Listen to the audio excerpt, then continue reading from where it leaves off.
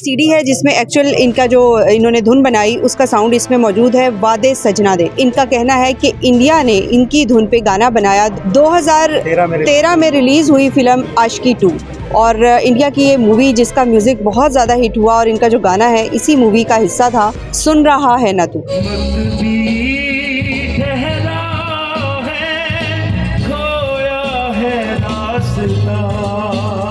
मुझे इसका रिवॉर्ड नहीं मिला, लेकिन जिसने चोरी की है वो करोड़ों का मालिक बन गया।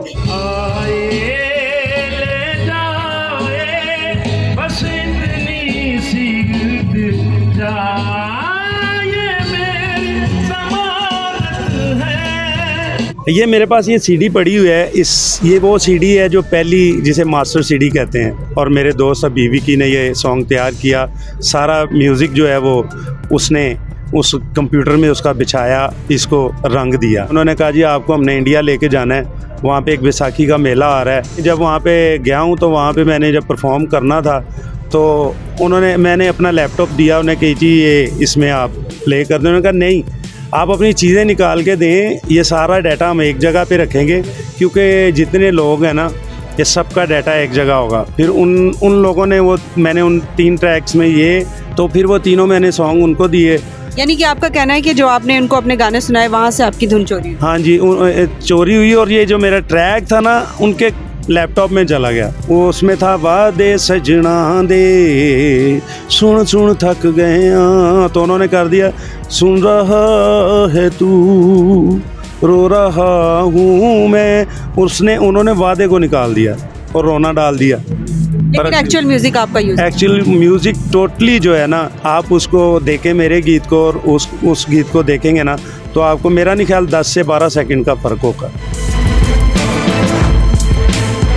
तो आप यकीन कीजिएगा, जब मैंने ये गाना सुना तो मैं अपने बाल खींच के रो रहा था। चोरी हुई इस वजह से मैं परेशान हो गया और उसके बाद में मैंने गाना छोड़ दिया। तो ये बताएं कि आपने कोई लीगली एक्शन लिया या कहीं जाके वहाँ पे निगोशिएट करने की कोशिश की?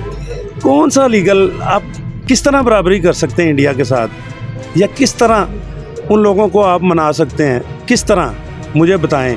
ये सिर्फ वही लोग कर सकते हैं, लाइक ताफू हो गए, लाइक बड़े बड़े आर्टिस्ट हो गए। इसी तरह लास्ट टाइम हमारे एक बहुत बड़े एक आर्टिस्ट का सॉन्ग लास्ट टाइम चोरी हुआ, उन्होंने बाद में सारी रॉयल्टी उनको दे दी, लेकिन मैं तो एक छोटा सा आर्टिस्ट था उस वक्त।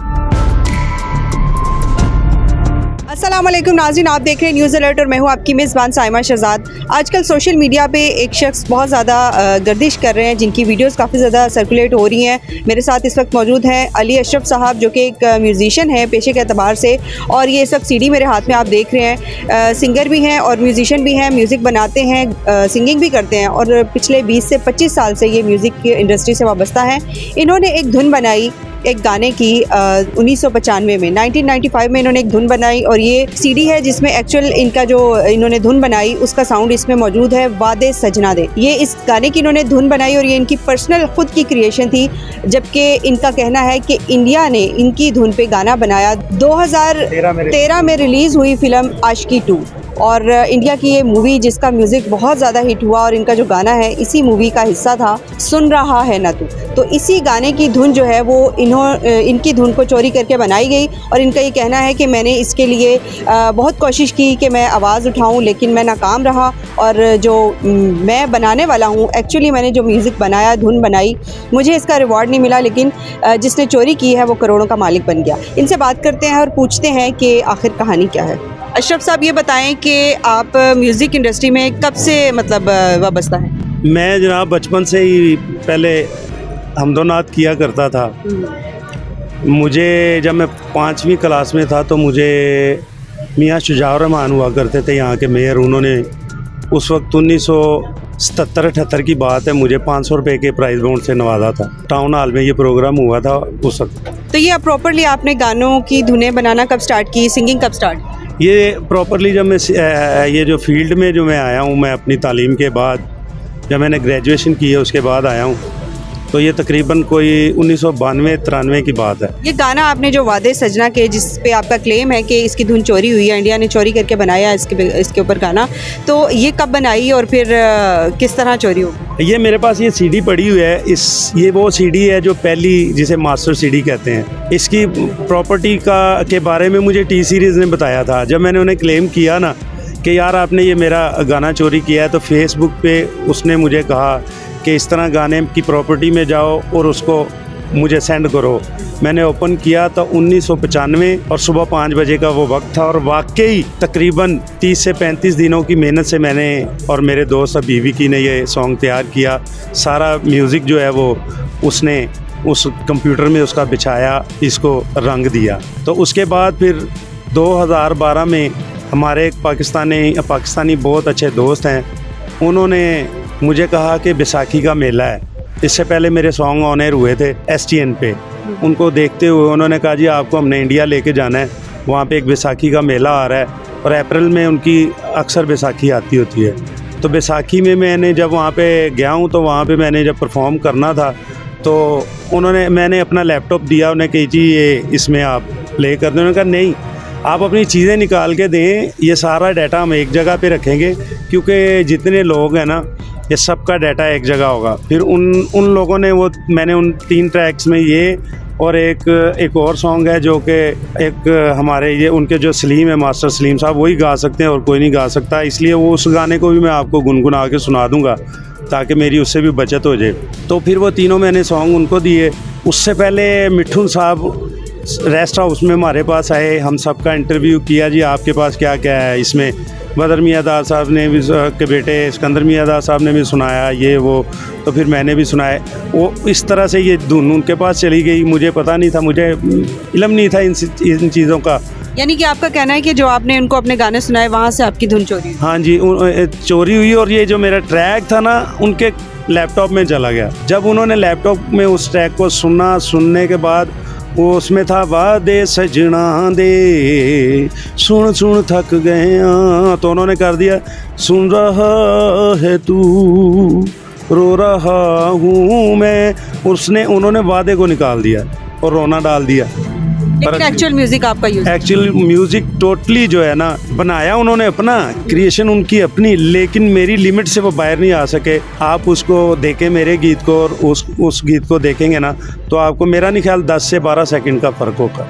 फिर आपको जब पता चल गया कि जब मूवी रिलीज़ हुई, बहुत हिट हुई, उसके गाने बड़े हिट हुए और ख़ासतौर पे ये गाना भी बहुत ज़्यादा जो है इसने बिज़नेस किया, तो फिर आपने कोई क्लेम किया, कोई कोशिश की? क्योंकि आप 2 दफ़ा इंडिया जा चुके हैं, तो आपने कोशिश नहीं की? मैंने जब ये कुदरती मैं ना मेट्रोपोल में ये फ़िल्म देखने के लिए घुसा, तो आप यकीन कीजिएगा जब मैंने ये गाना सुना तो मैं अपने बाल खींच के रो रहा था खड़ा होके। और जितनी ऑडियंस थी ना, वो समझ रही थी कि मैं भी ये जो बंदा है ना, ये ड्रामा कर रहा है या ये इश्क का मारा हुआ। लेकिन वो मेरा इश्क और था, क्योंकि मेरे साथ जो है वो चोरी हुई, इस वजह से मैं परेशान हो गया और उसके बाद में मैंने गाना छोड़ दिया। कितना अरसा तक छोड़ा? बस ये तकरीबन ये कुछ ही अरसा हुआ है। मेरे बहुत सारे दोस्त जो अच्छे मेरे दोस्त हैं, ताहिर साहब हो गए, ताहिर मकसूद भट्ट साहब हो गए, रजीब साहब हो गए, वसीम साहब, इन लोगों ने मुझे फिर इंसिस्ट किया कि नहीं यार आप ये इस तरह ना करो, आप गाओ। यानी कि सदमे से आपने गाना छोड़ दिया? बिल्कुल, मैंने, और अल्लाह जानता है वाकई मैंने छोड़ दिया, मैंने गाना ही छोड़ दिया। उसके बाद मेरी हैयत ही चेंज होगी, मेरी अब जिसे कहते हैं फेस ही चेंज हो गया। आप मेरा इसमें देखेंगे, मेरे पास पड़ी हुई हैं उनकी काफ़ी सारे प्रोग्राम की काफ़ी सारी तस्वीरें हैं जो मैं आपको सेंड करूंगा। इसके अलावा भी मेरे दो सॉन्ग जो है ना वो रिलीज़ हुए हुए हैं, जिसमें गल सुन ले सोनी है, और उसके अलावा क्या कहते हैं देजा दिल देजा, और एक हमद है। उसके अलावा 3 मेरे धमालों के कैसेट हैं, लेकिन मैंने फिर भी किनारा कशी कर ली थी। ये बताएं कि आपने कोई लीगली एक्शन लिया या कहीं जाके वहाँ पे निगोशिएट करने की कोशिश की? कौन सा लीगल? आप किस तरह बराबरी कर सकते हैं इंडिया के साथ, या किस तरह उन लोगों को आप मना सकते हैं? किस तरह मुझे बताएं। ये सिर्फ वही लोग कर सकते हैं, लाइक ताफू हो गए, लाइक बड़े बड़े आर्टिस्ट हो गए। इसी तरह लास्ट टाइम हमारे एक बहुत बड़े एक आर्टिस्ट का सॉन्ग लास्ट टाइम चोरी हुआ, उन्होंने बाद में सारी रॉयल्टी उनको दे दी। लेकिन मैं तो एक छोटा सा आर्टिस्ट था उस वक्त, मैं कुछ भी नहीं, ये तो आप लोगों की मेहरबानी है कि आप लोग इस बात को कर रहे हैं। मैं ये सारे इंटरव्यू आप यकीन करें मैं किसी पैसे की खातिर नहीं कर रहा, किसी चीज़ के लिए नहीं कर रहा।